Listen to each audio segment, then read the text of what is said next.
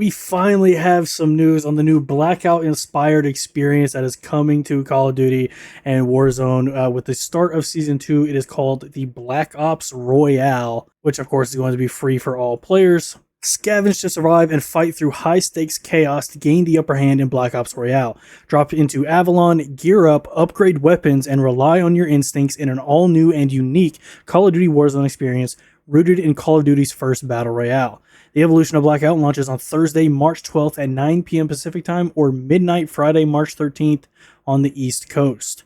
That's weird. I wonder why it's launching like it's a whole new game release instead of just like with a reset. So the 12th, that's on Thursday. Not this upcoming Thursday, but the one after it, obviously. Which is also presumably when Season 2 Reloaded is going to drop, which is perfect.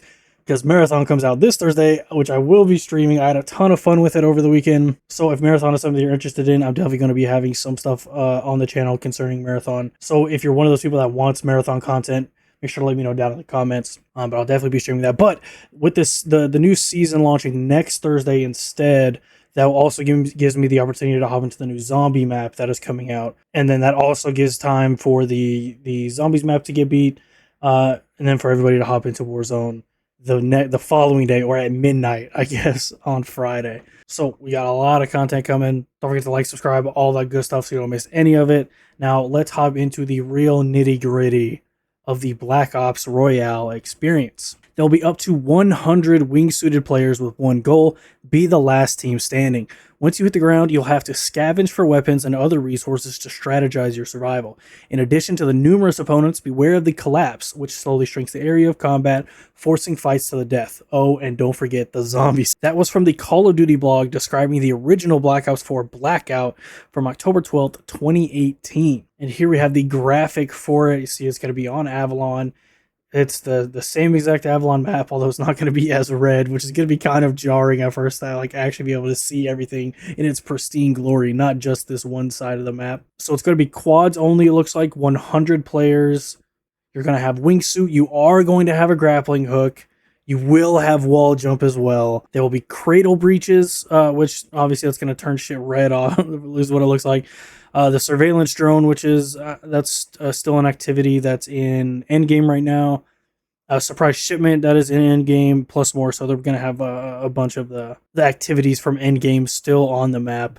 There's going to be attachment kits and exotic weapons. So it did mention that you could upgrade weapons, and something that's coming to endgame with Season 2 Reloaded is the ability to upgrade a weapon to exotic rarity.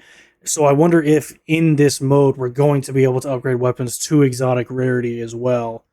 It's sort of what I'm assuming. I assume it's going to be like a whole quest to do it, because I do think exotic weapons need to be pretty rare. So there will be redeploy towers, there will be trauma kits, there will be armor vests, you will have symbol monkeys, you will have sensor darts, bubble shields, you'll have dog, HKD, psych bomb, death machine, war machine, as well as operator orders, which I assume is just contracts. There will also be perks like Berserker, Hunter, Momentum that will be added in Season 2 Reloaded, as well as Warzone Rank Series and Extreme Resurgence coming as well. So the Black Ops Royale tactical summary. They have a video here. I actually haven't watched it. I've tried to keep away from everything because I just want to read everything. So Call of Duty's original Battle Royale experience returns as Black Ops Royale, bringing the intensity of the original mode to Call of Duty Warzone, but with modern updates and modifications for a truly Black Ops experience.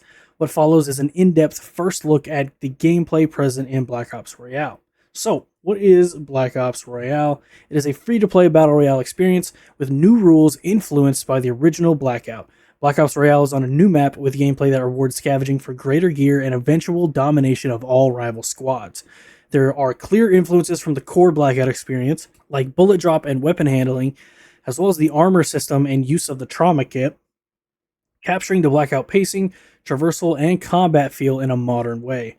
This isn't a remake, it's a unique experience that pays homage to the Blackout core gameplay while keeping the flow of a match feeling right for Call of Duty Warzone players. How many players and squads? So there will be 100 players in 25 quad teams to begin with, dropping into Avalon with a visible circle denoting an ever-shrinking perimeter. The location of this electrified boundary shifts to another part of the map at the start of each match to ensure the entire map is playable across games. What makes this Battle Royale mode different? There are no loadouts, with all players beginning on an equal footing. You drop into the fray with only a pistol and a wingsuit. There are no buy stations, there is no gulag, there is no in-game cash. You're here to gear up, control the chaos, and annihilate all rivals. Seek out critical weapon and armor upgrades, chase high-tier power wherever it appears. Cradle breaches hold unknown threats and unmatched rewards, and strike fast with the wingsuit. Convert your arsenal into victory as the last team alive. So how do I gear up proficiently? Find a weapon, armor, and equipment from ground loot and supply boxes, and be on the lookout for consumable perks as well as equipment to level up your armor.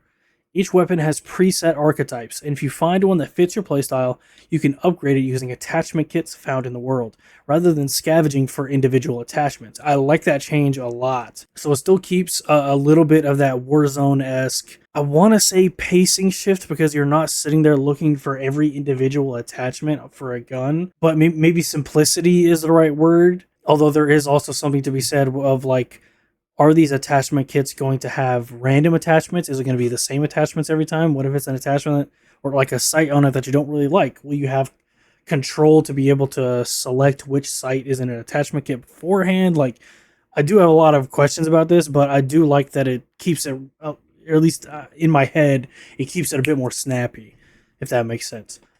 Increasing rarity adds attachments and improves stats all the way up to legendary. You immediately feel the impact as you upgrade. I'm also curious if this is going to change damage numbers at all. I hope it doesn't, but I also don't remember if it did that in the original Blackout. There are both low and high risk areas to scavenge in. You're here to earn your way to success. Every match will feel different. There's no guaranteed path to a specific weapon. You need to adapt to what you find.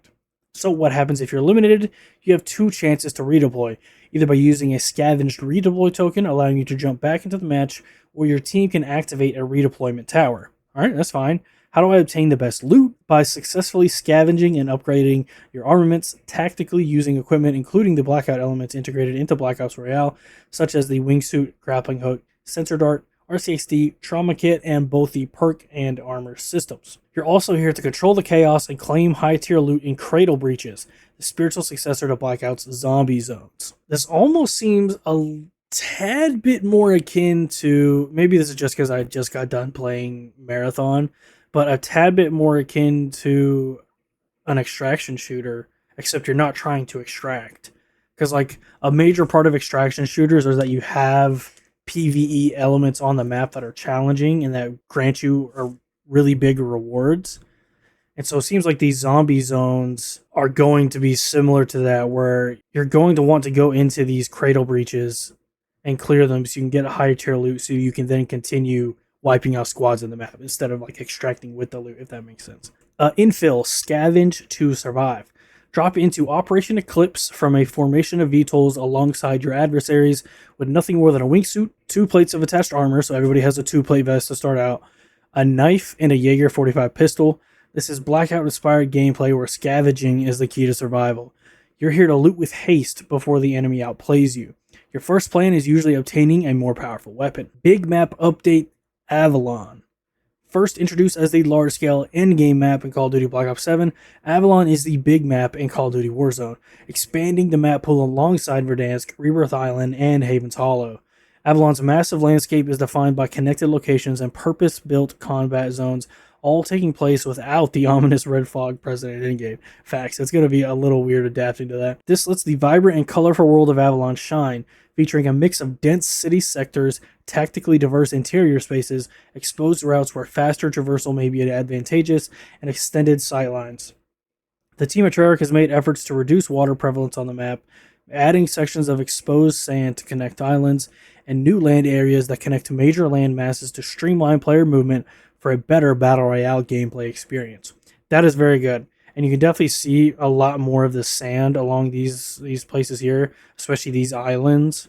And I think it's huge because there definitely are times in like endgame, mostly because like your tier 4 zone is like right here. And so usually you're landing in tier 4 first to like upgrade your weapon or something, and then you're branching out to wherever else you want to go. And so you're sort of forced to contend with water every single match in endgame.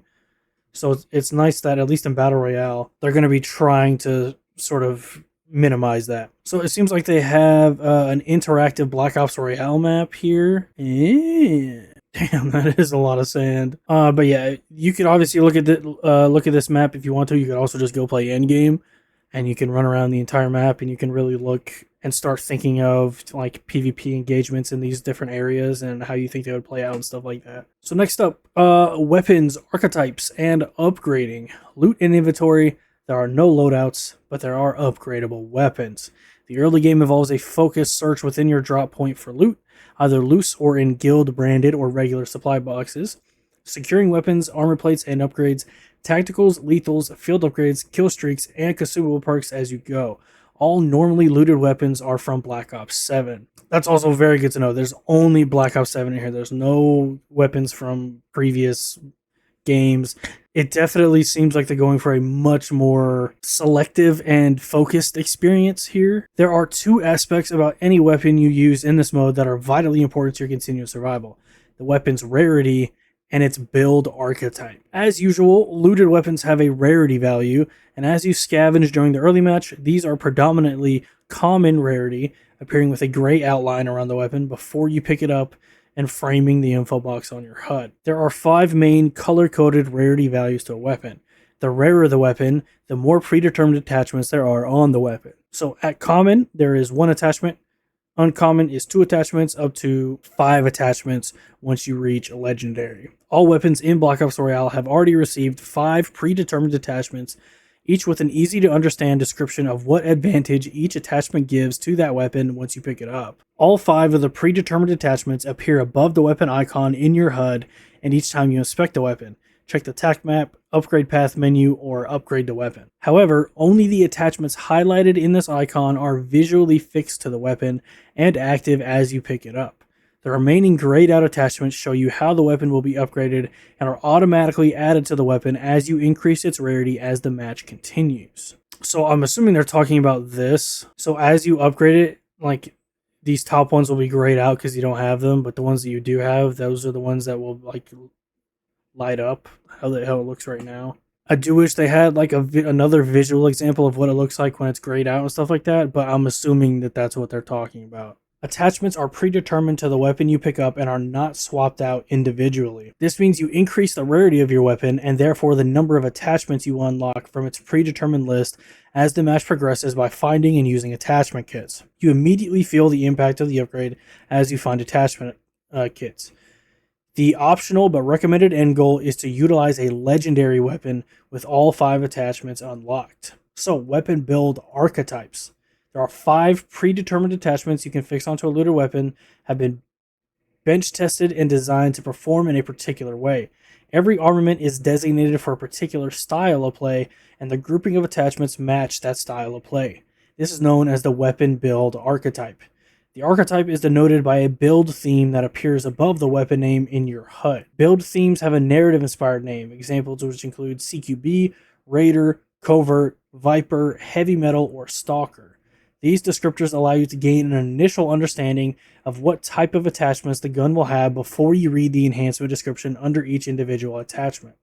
The more you play Black Ops Royale, the more you'll learn the weapon build and its specific advantages, so you can look out for a name build you know suits your playstyle, or you can consult the table later in this blog. The archetypes you find are constructed to take advantage of a particular weapon's capabilities. A recommended plan is to pick the one that mimics your style of play. The location will be randomized, so they're not locked to a specific supply box or location. So for example, there is a stealth-focused build, such as the Covert archetype for the AK-27. It focuses on silencer type and magazine size, but has 3 other attachments that complement the stealth playstyle. Your HUD displays all the predetermined attachments you can unlock by upgrading it with attachment kits. While each weapon is locked into an upgrade path, you can still choose between different builds across all Black Ops 7 weapons by finding them across Avalon. So, the weapon attachment kits here are what they look like. So it looks like the way that you upgrade a weapon is by getting multiple of these attachment kits. So there's not going to be like a legendary specific kits. You will need to find 4 individual kits to get it to legendary. So there's really no way that you can just skip straight to an endgame weapon off a drop is what it's looking like, unless the weapons themselves can drop out of supply boxes at these high rarities. After dropping into Avalon and securing a weapon among the ground loot that matches your playstyle, and you've noted the advantages of the 5 attachments available to that weapon, it's time to upgrade.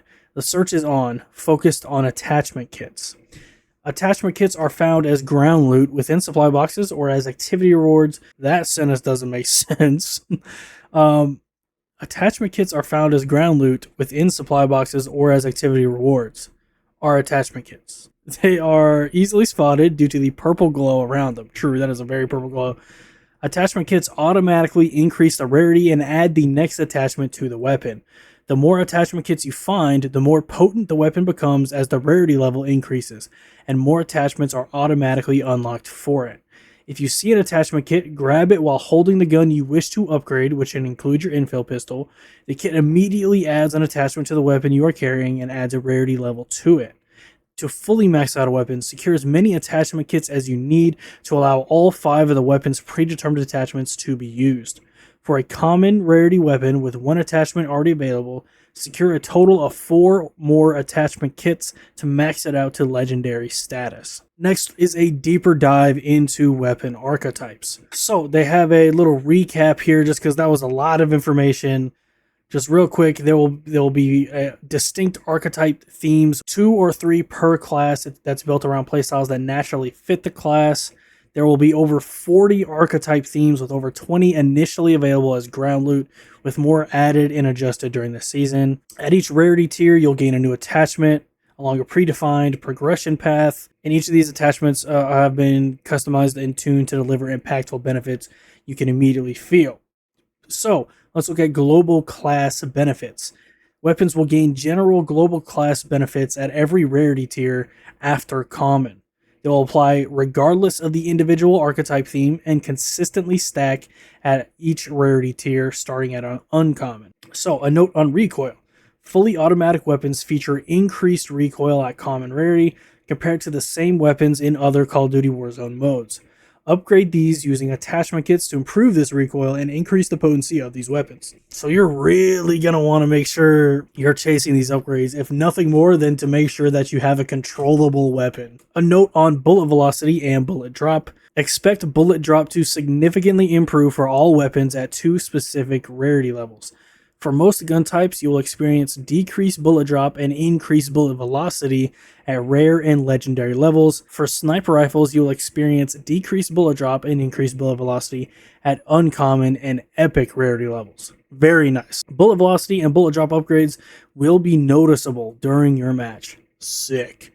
Study the following lists and tables as they show the global class benefits and the archetype build themes of all weapons available as ground loot. So the global weapon class benefits, all statistical increases are based on improvements from the common version of the weapon and may not reflect the weapon as used in other Warzone modes. Use the following global class benefits to pick weapons that work with your preferred playstyle. Note that the 3+ signs next to the benefit indicate the following, and all specific percentages are subject to adjustment. So a single plus is about a 5%, 2 pluses is about 10%, 3 pluses is about 15%. And then we have all these different increases for every single different weapon type that will give things such as recoil control, reload speed, ADS spread, hip fire spread, reload speed, aiming auto sway, rechambering speeds, and flinch resistance. At the most basic level, each weapon has its own basic handling characteristics that are distinct from one another. For example, a base EGRT-17 AR handles in a different way compared to a base Peacekeeper MK1 AR. You should already have a preferred weapon based on playing other modes. With Black Ops Royale, you can scavenge for an archetype of that weapon. Here are the available archetype themes, followed by more detailed explanations and general stats that increase when using and upgrading that archetype. Okay, so CQB is for frontline and aggressive, bridging the gap between an AR and an SMG. It's going to focus on ADS speed, sprint to fire speed, sprint speed, aim walking speed, horizontal recoil control. I'll have a 45 round mag and a red dot optic. Recon is going to be more of your long range builds. It's going to have more recoil control, some bullet velocity, damage ranges, a 3x scope, and a 60 round mag. So this is like pretty much your standard AR setup. And CQB is more of like your sniper support AR setup, if we want to use like current Warzone like lingo, I guess. Covert, they already said this was more of your stealthy play style. You're gonna have a suppressor, you're gonna have more mid damage range, a little bit of movement speed, a little bit of recoil control, a 45 round mag, and a 2x scope. So then we get to SMG archetypes. Your burner is going to be a close quarter combat with fast movement and impressive reaction times. It's gonna focus on ADS speed, sprint to fire speed, rate of fire, hip fire, and you're going to have an iron sight with a 40 round mag. Next up, we'll have Stalker. Those are for people who want to flank and stay off the radar. So it's going to be suppressor, some aiming movement speed, horizontal recoil, some damage range. You're going to have a hybrid scope and a 40 round mag. And then Mantis, it will transform the SMG into a mini AR while focusing its effectiveness at the longest range that SMGs can be effective at. So just damage range, bullet velocity, recoil control, flinch resistance, a 2x scope, and a 50 round mag. Next up, we are into the shotguns. So we're going to have the Raider, which is aggressive rushing in to overwhelm the enemy. So it's going to be all about sprint speed, some hip fire spread, ADS speed, and fire rate. Next, you're going to have Bug Out. So it's going to be steady, composed, and you specialize in maximizing combat readiness. It's going to give you some damage range, some ADS pellet spread, vertical recoil, aiming movement speed, and magazine size. And you're going to have Striker. You're going to have range versatility, good damage up close, and noticeably more effective mid-range. So it will give you some movement speed, some ADS pellet spread, some damage range, and ADS speed. Next, we have the light machine gun archetype themes. Starting off with Lockdown is deadly when dug in and holding a defensive position, but less mobile. So you're going to have suppressed fire, aiming movement speed, ADS speed, some horizontal recoil, some movement speed, and rate of fire. Next, we'll have Patrol. It'll focus on faster, more mobile engagements. You'll have sprint speed, sprint to fire speed, aimed movement speed, some vertical recoil control, hit fire spread, and a red dot. And finally, we have Heavy Metal. Is maximized for long range engagements. There's a lot of recoil control, a lot of damage range, flinch resistance, ADS speed, and bullet velocity. Next, let's move on to the marksman rifle archetypes. We have Scout, which is going to focus on mobility, quick target identification, and engagement. It's going to have some damage range, some mag size, aiming out of sway, and flinch resistance. And finally, Widow, stealth focused, strike with purpose. It's going to have suppressed fire, aiming movement speed, ADS speed, vertical recoil control, and fire rate. Next up is the snipers, where we have Viper, impressively bold, powerful, one-shot deadliness. It's going to focus on bullet velocity, flinch resistance, aiming out of sway, vertical recoil control, and rechamber speed. Next up, we're going to have Redacted. It is going to be favoring shooting and moving while trying to hide your position. You will have suppressed fire, bullet velocity, damage range, rechamber speed, ADS speed, and flinch resistance. I wonder why this is redacted. It doesn't really make sense to me why it would be redacted, or unless it's actually just called redacted, and that still doesn't make sense, but all right. Next up, we have pistols, CQB. We already saw this on the ARs. It's a quick draw pistol designed for close range engagements. Akimbo on the Coda. It's going to give you dual wield, obviously, with a lot of hip fire, some sprint to fire speed, damage range, and mag size. And then we have every MW19 enjoyer's playstyle, the Sentinel, designed for stealth encounters while excelling at range on the Velox. Suppress fire, damage range, vertical recoil, ADS speed, or aiming movement speed, magazine size, and a 1x optic. So they also give us an archetype example, building a better sniper rifle. Now that you're able to plan your preferred archetype themes before a match, let's drop into Avalon and focus on building the very best sniper rifle that suits a particular playstyle. In this example, we're planning on dropping enemies with one shot. Enter the Viper rifle. We drop into Avalon with our squad and begin to scavenge for appropriate loot. We soon secure a common rarity VS Recon that comes with the Viper archetype build. here are the improvements to a base VS Recon that a common Viper VS Recon provides. Also note that percentage values are subject to adjustment and designed to showcase how potent an archetype can become when fully upgraded. So the Viper VS Recon upgrade path with common, you'll have no global weapon benefits, but you will get the 23-inch G-Force barrel, which is the bullet velocity barrel. It will give you 30% improved bullet velocity. The hunt is on for additional attachment kits to fully upgrade the Viper VS Recon to its fullest potential, stacking stat increases along the way. Here's what happens when we upgrade to green. So we will get our first global weapon benefit, which is a plus 5% rechamber speed, plus 10% improved aiming out of sway, and plus 15% improved flinch resistance. So we get the first attachment, obviously we already had on there, but we now get a second attachment, the stabilized heavy pad for flinch resistance, which grants 40% increased flinch resistance. This also shows the stackable benefit of the 15% improved flinch resistance from your global weapon benefits, as well as the 40% from your attachment to equal a 55% improved flinch resistance.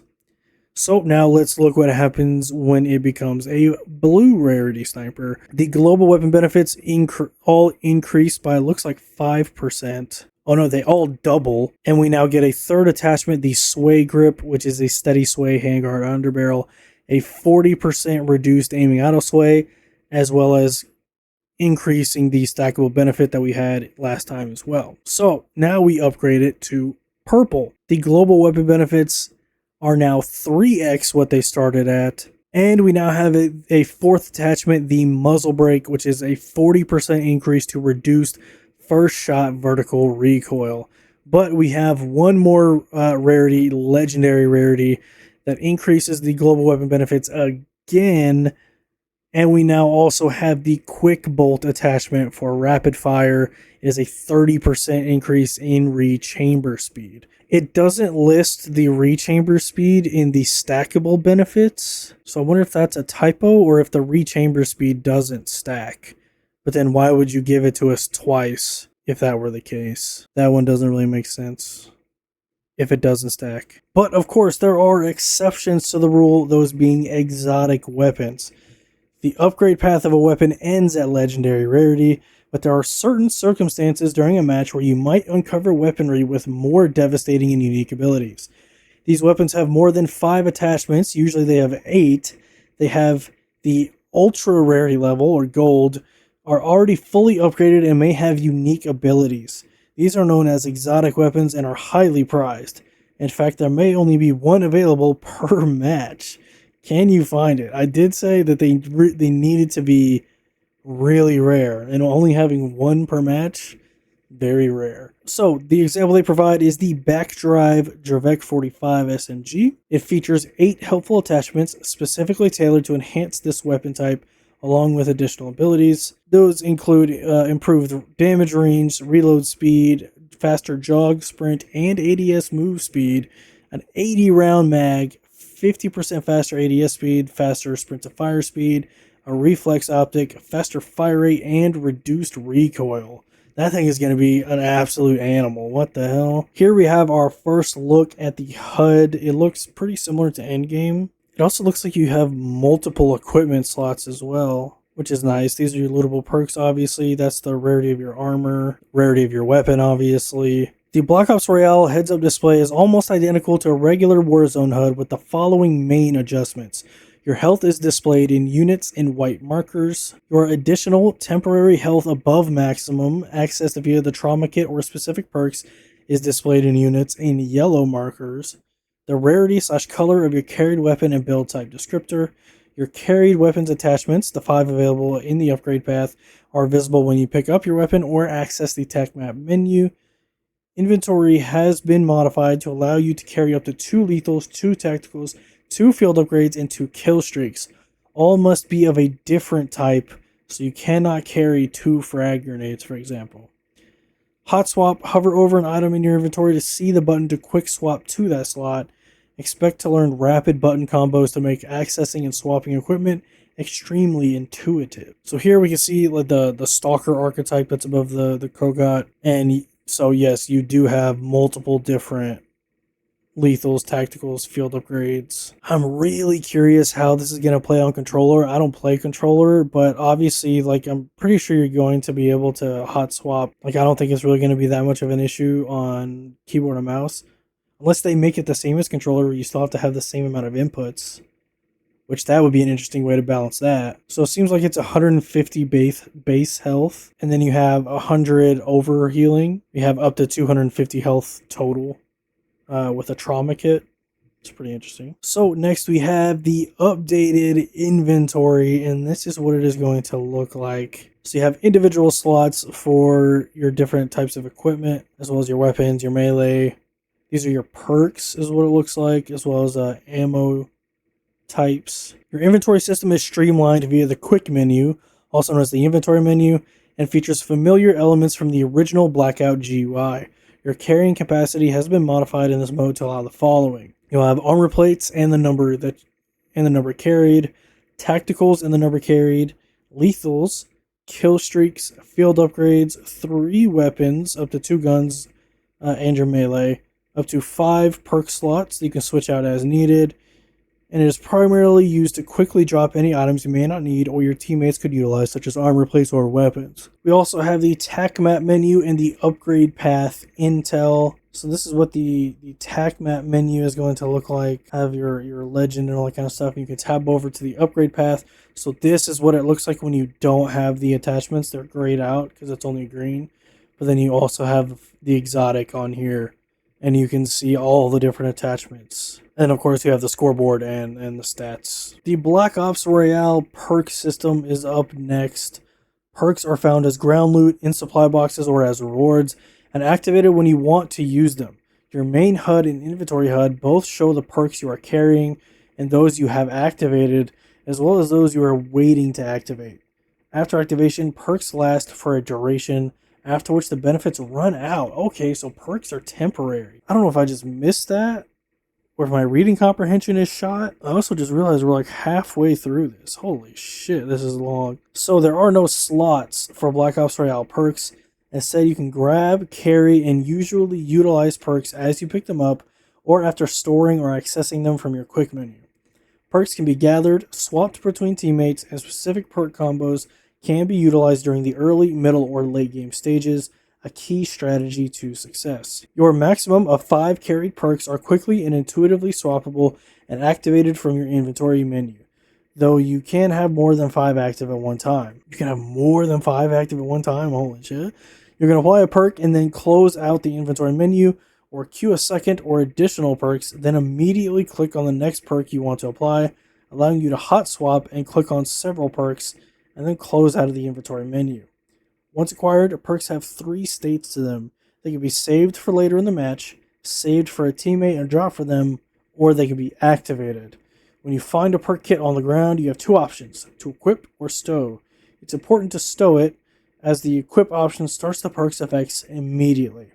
Because perks are consumable and temporary, you have to make deliberate decisions about when to use them, adding an extra layer of strategy to each encounter. We'll see how this goes over. I think it's a very interesting idea. I'm just not entirely sold on it just yet. Definitely have to see how it plays out and how people like it. I do think that if you wanted to go the temporary perk route, it is important that you have the ability to choose exactly when it's activated. So that part I think is good, if that's the route you're going to take.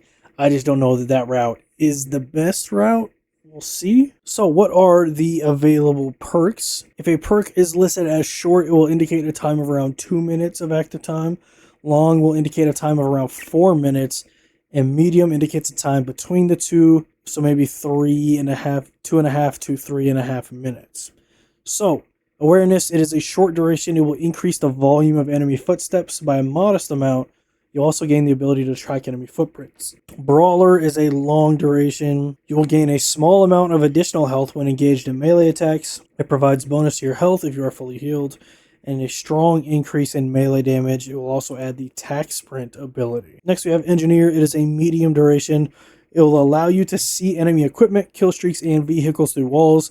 When you're a driver or a passenger in a vehicle, it will repair itself over time. Iron Lungs has a long duration. It will increase the time you can hold your breath while underwater or using certain optic scopes. It reduces weapon flinch and idle sway as well. That seems like a very nice perk. Looter is a short duration. Supply boxes within a reasonable proximity are outlined. A modest increase in the chance to find higher value loot. More special items. Next up is Medic. It is a long duration. Downed allies return to the fray with impressive bonus health. You can insert armor plates more rapidly. You can revive yourself and others more quickly. Mobility is a long duration. There's no fall damage. You swap weapons more rapidly and reload more quickly. Outlander is a medium duration. It will reduce the damage you take if caught in a circle collapse and increases the movement speed if inside a circle collapse, both by a modest amount. That seems very interesting and very nice to have in your pocket, just in case. Paranoia is a long duration. You can sense when an enemy is looking at you. Reinforced is a long duration. Explosive and fire-based damage is reduced by a sizable amount and cannot down you if you're struck while at full health. You gain resistance to flashbangs and stuns and suffer reduced damage from the hand cannon, war machine, and death machine. Skulker, it is a long duration. Increases your movement speed by a minor amount. Increases your crouch and prone speed by a modest amount.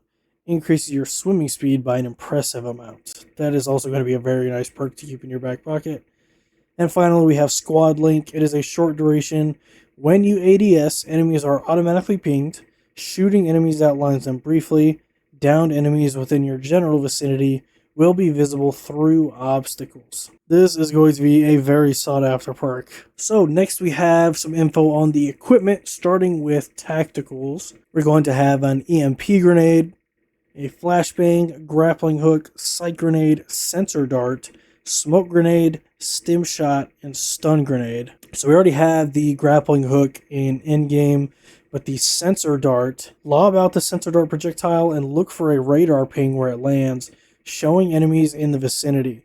The trick, of course, is where to throw it, ideally somewhere hidden, as the dart can be destroyed by bullets, explosives, or EMP pulses.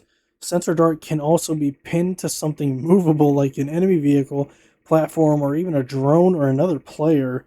Just be wary near water or strong electrical fields.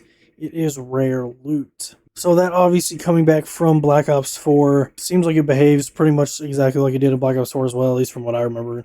Granted, I didn't play a ton of Black Ops 4, but from what I remember, it works pretty much exactly like that. The lethals, we have cluster grenades, combat axes, symbol monkeys, frag grenades, needle drones, point turrets, and sticky grenades. The symbol monkey, it causes a distracting sound that can lure nearby zombies. It explodes after a short countdown, inflicting damage in the immediate vicinity. Rare loot within cradle breaches. So that's going to be important if you want to do those highly rewarding, as Treyarch says, cradle breaches. Next up, we have field upgrades. So we're going to have the armor box, the bubble shield, the deployable cover, echo unit, munitions box, trauma kit, and trophy system. I wonder why there's both deployable cover and a bubble shield. Like, I know it's two different, like one's a bubble and one's like a wall almost, but I don't know. To me, it kind of feels like weird to have them both. But the bubble shield, it doesn't say if you're able to shoot out of it like you're able to in endgame. It just says that it absorbs incoming damage, but it doesn't say anything about outgoing damage. And then we have the trauma kit, which is returning from Blackout. They are extremely beneficial as they allow you to regain full health as well as bonus health after a 3-second usage. This heals you back to full health, which is 150, plus an additional 100 temporary units to a new maximum of 250. Once the temporary health is lost, it does not regain. This is distinct from the first aid kit, another equipment item, which is also uncommon loot. Next up, we have the kill streaks, dog, deadeye drone, death machine, hand cannon, HKDs, Psych Bomb, RCXD, and War Machine. The Psych Bomb is a powerful cluster strike that delivers a neurotoxic gas cloud at its impact sites. There'll be around 5 payloads in a circular pattern in 2 waves, with the effects of the gas lasting around 10 seconds. Any foes caught within these detonations should expect to suffer from hallucinations. and limited visibility. Inventory items and tiered armor vests. There are certain important items that aren't utilized, like normal equipment, and are either stored in your inventory menu to be shared for use later in a match or used immediately upon access. Here's a list of what to look out for. So we have ammunition, we have armor satchels, we have tiered armor vests for levels 1, 2, and 3. Redeploy token at a safe cracker drive that will allow access to guild safes across Avalon. In the strongbox crack activity, it is uncommon loot. So it's interesting. So you have to actually have a safe cracker drive to do that activity. That's pretty interesting because that's not how it works in endgame. So returning equipment confirmed. First off, we have ammunition in the form of how it usually looks on the ground, as well as ammo caches are still going to be around. There's going to be armor plates and tiered vests. There's going to be an armor satchel that lets you carry more.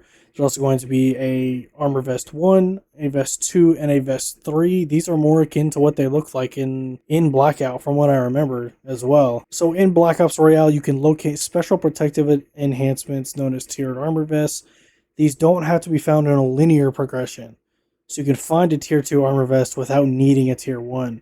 Each of the 3 armor tiers offers a degree of damage mitigation on top of your usual plate protection.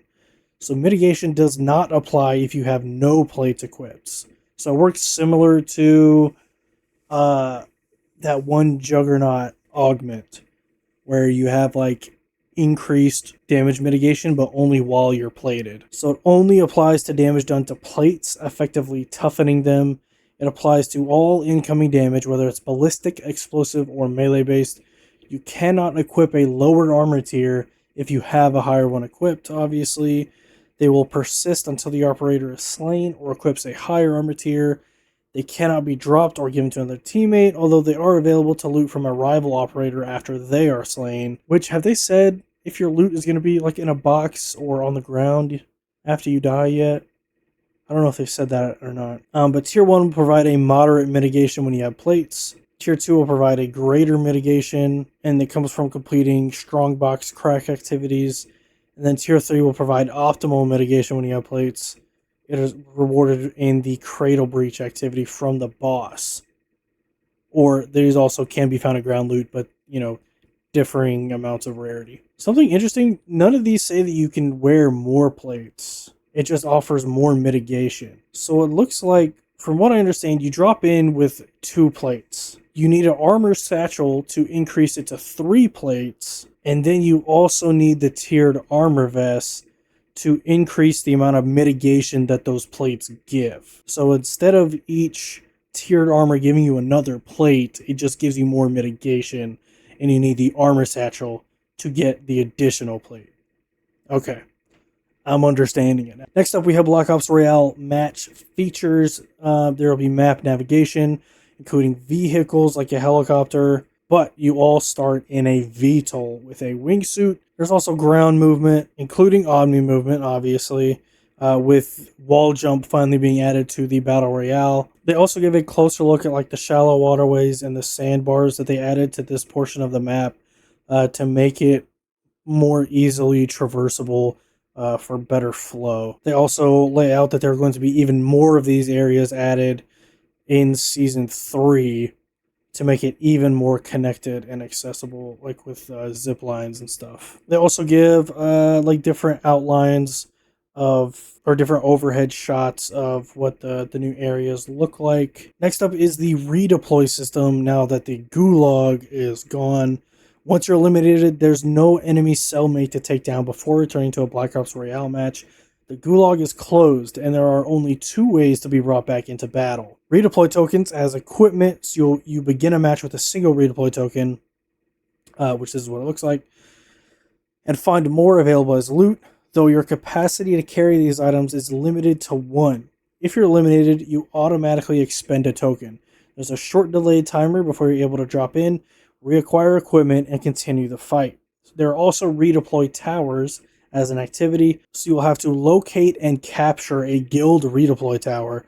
Expect these areas to be heavily trafficked, as the team that can capture the tower, activating it and remaining within the capture radius, can redeploy their entire team. Redeploying requires more coordination, and bringing teammates back is more calculated than using buy stations. Lives matter more, and the pacing requires forethought and is slower than other Call of Duty Warzone modes. Intel is harder to acquire, and there are no UAVs or advanced UAVs, leading to more cautious team rotations. Interesting. Something I noticed earlier, I didn't say it, but I noticed that there was no ghost perk. There was nothing to say about like keeping off of radar or anything like that, except for suppressors, obviously. But yeah, there's the confirmation there are no UAVs or advanced UAVs. So it's definitely going to be closer to a traditional battle royale experience. I'm very curious how people are going to react to this type of game mode, especially because like Blackout, it wasn't massive or anything, but it was also behind a paywall. You had to buy Black Ops 4 to be able to play Blackout. You couldn't just one day be like, yeah, like whatever, it's free, I'll try it out. No, you had to drop at the time. It was what, $50, $60?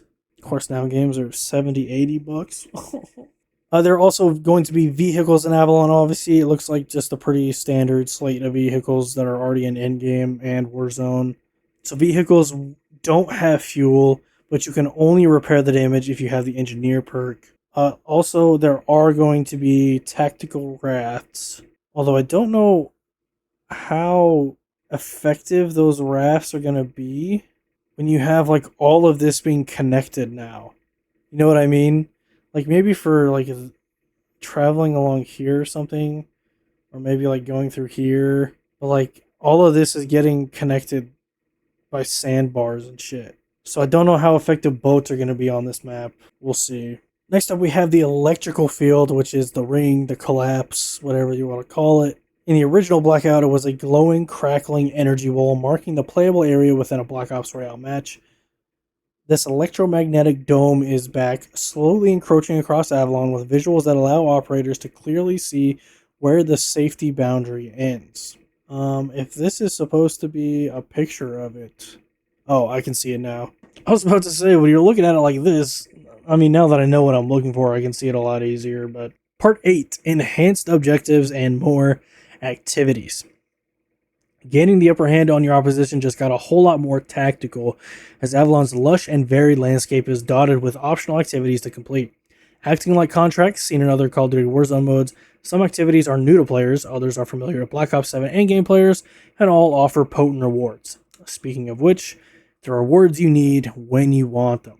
Activities are key to providing you with the specific high-level loot you need to survive and thrive in Black Ops Royale. Activities aren't initially visible across Avalon, but they do appear as you investigate your immediate area. This recon is important as each appearing activity has an icon, and hovering over that icon in the TAC map menu allows you to view more information about the activity in the bottom right corner of your screen. This includes the specific high-tier reward you receive for completing that activity, which is always the same on a per-activity basis.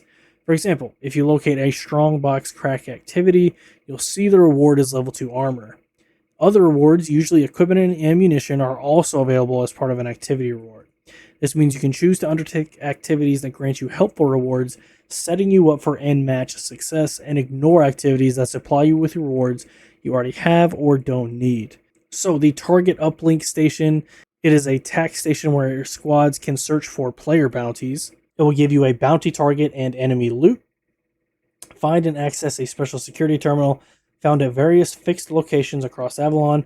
An uplink station becomes active around 2 minutes after a match begins, and it identifies a hostile target within its target radius.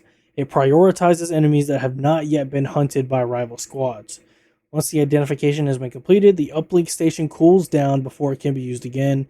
The hunting squad, the bounty, and the bounty target's squad are all alerted. The hunting team has 3 minutes to slay the bounty. Surprise shipment, we already know how this works. As a shipment, you walk up to it, either bots, a dog, or a rhino will come out of it. For these, you get an armor satchel and loot. Surveillance drone, we also have these in in-game. We know how these work. You have a main robot that spawns little mini robots, and you got to make sure you kill the main robot. For this, there will be additional activity reveals, so it's almost like an activity UAV as well as just some extra loot like equipment and stuff. Next up, we have the Strongbox Crack. This is also already an endgame, so you will need safe cracking software, which you spawn with one, but you'll have to find more elsewhere. You hack a safe. While you're waiting for it to hack, other enemies spawn to attack you. Although in this iteration, it seems like it's not going to drop in guild enemies on top of you. It seems like it just expects other enemy squads to like push you. And it's only a 10-second hack. So it's a lot faster in this iteration. You'll get level 2 armor and other loot as well. The relay antenna activated guild hardware to scan for hostiles and launch a redeploy drone. It is a temporary UAV and redeploy drone. Locate a small satellite dish relay antenna within the area of battle and access the flip-up screen on the tripod housing to initiate capture of the device. Bringing this relay under your squad's control takes around 30 seconds, and once captured, the relay antenna becomes beneficial to your team, with the following happening automatically. A sequence of UAV pings commence, centered on the antenna site and expanding across the topography, tagging enemies within the range of the device. A redeploy drone and wire ascender activate close to the relay, allowing for rapid redeployment. This stays active for around 1 minute. After these activities, the site shuts down for a short period of time to recharge before becoming available to access again. So at redeploy towers, you can revive previously slain squad mates by activating the tower, interact with the tower's terminal, and after a countdown, which can be shortened with more squad mates nearby, the tower activates. Via dangerous new technology, a jagged cradle fissure appears in the sky above the tower, and any previously slain teammates revive and drop from this breach back into the action. Note, the status of a redeploy tower depends on its color. If it's blue, the tower is ready to use. If it's flashing yellow, the tower is in use, expect enemy engagements. And if it's gray, the tower is on a cooldown and recharging between uses. So I guess that yellow that you see right there, that means it's in use. And you can see the cradle cracking in the sky, as well as there's obviously a blue beam that shoots up as well. So it's very obvious when someone is using it. There are also supply drops, care packages dropped across Avalon containing potent loot. When captured, it gives you a randomized high-value loot. These are typical in Warzone right now as well. There's also ammo caches to give you extra ammo and equipment. Next up, we have cradle breaches, hallucinatory hordes, and high-end loot. Just like the original Blackout, there are areas of the big map that are much more dangerous to explore in Black Ops Royale. These self-contained, contaminated zones of Avalon distort perception, unleashing wild hallucinations, including zombie incursions. These fissures in your squad's reality are known as cradle breaches. Over the course of a match, expect a guild stealth bomber to fly across the AO, dropping a cradle gas bomb from the skies. Upon impact, these projectiles anchor into the ground and leak an ominous red mist familiar to endgame players. This fills a region of the map in a dense red cloud around the bomb site for a few minutes before receding. This is known as a cradle breach. Aside from your long-range vision being slightly impaired, the red gas is seemingly not dangerous. However, your hallucinatory vision is working overtime, revealing hordes of roaming zombies as well as special high-tier loot caches, which aren't visible outside the breach. A breach also randomly features one of two specific activities detailed below, and both offer a chance for you to truly test your skills. There are optional areas to venture into and are time limited.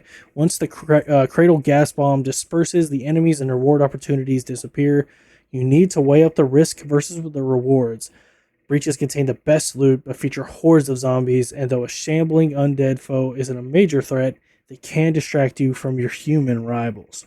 So the first activity is Mangler. Once the Cradle Breach gas has finished expanding, either the Mangler Hunt or the Mystery Box activity will begin.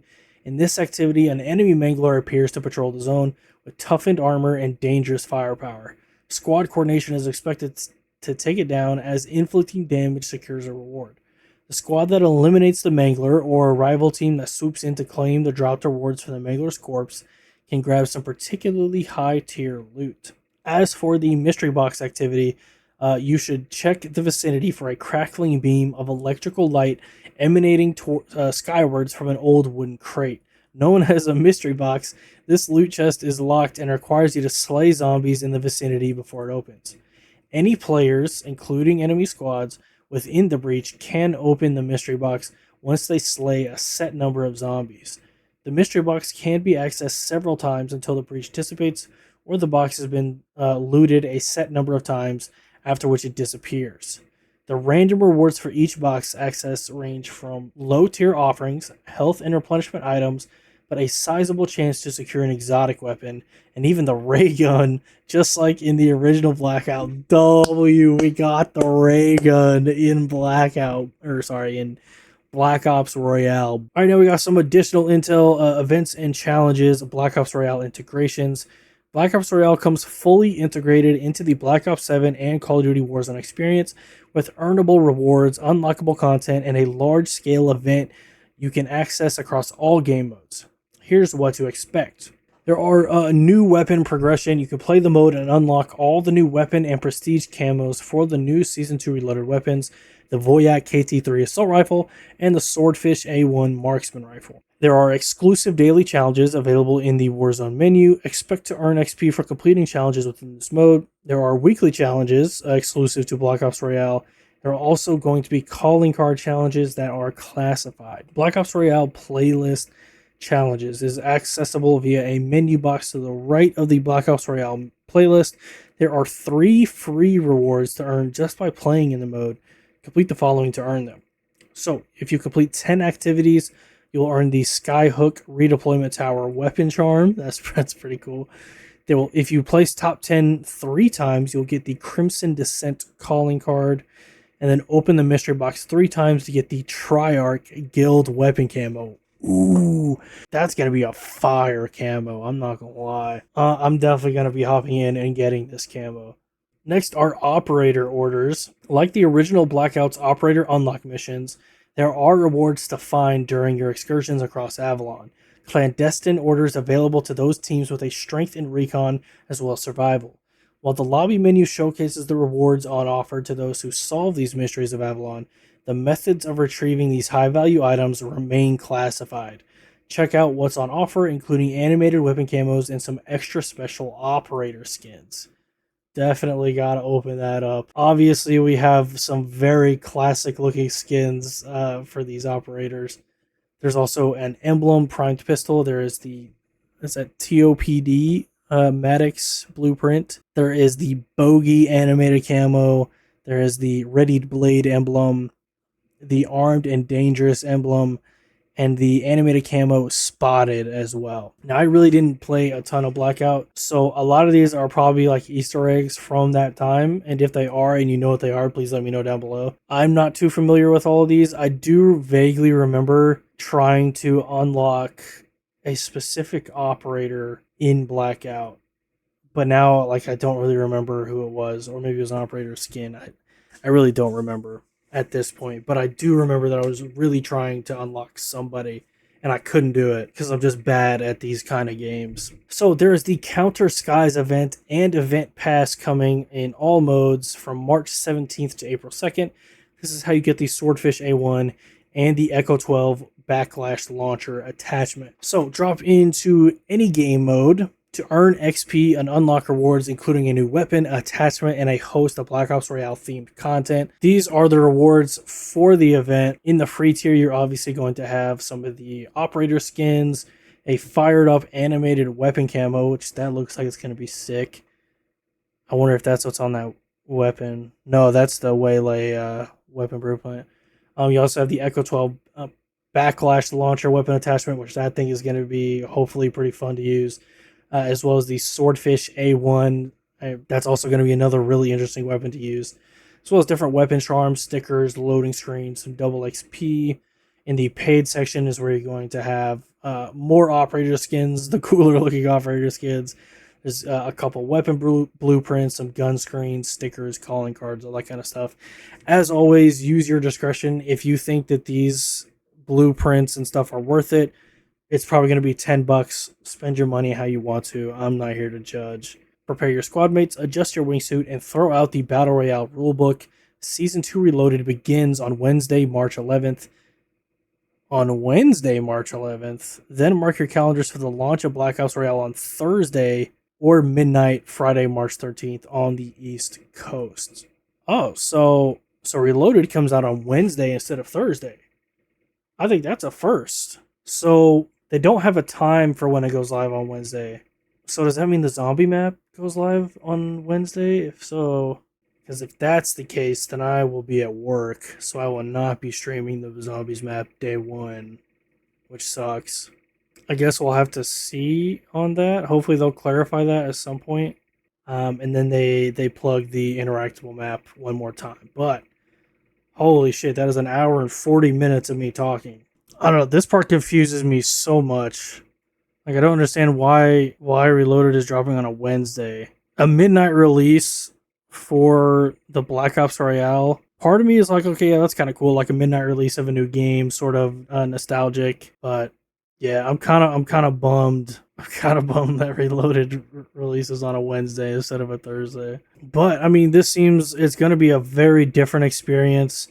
I'm very curious how people are going to take to it. I think it's going to be a pretty big breath of fresh air for Warzone players. Although I don't know that people who are like loyal to Warzone and the reason why they play it is because of the pacing and sort of the how it takes all of the randomness out. And obviously, this is just the complete opposite way of what Warzone players are used to having and what draws them to it. So it's a pretty big risk, I think.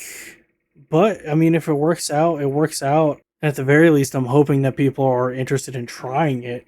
Because if people aren't even interested in trying, that's when you know that the game is like truly dead. Which I don't think it's dead at all. But people can try and use Steam numbers all they want. But if you have a functioning brain, you know Steam numbers don't mean fucking shit for any game. But that's a whole other conversation. Anyways, let me know down below if you're excited for this, and if you are, like, what excites you the most about this. It's definitely something that I'm going to try out. I don't know how much staying power it's going to have, but don't forget to like and subscribe so you don't miss any of that content that is coming soon. Reloaded drops next week on a Wednesday, apparently, as well as some marathon coming. But as always, I appreciate y'all, I love y'all, and I will catch y'all in the next one. Hey!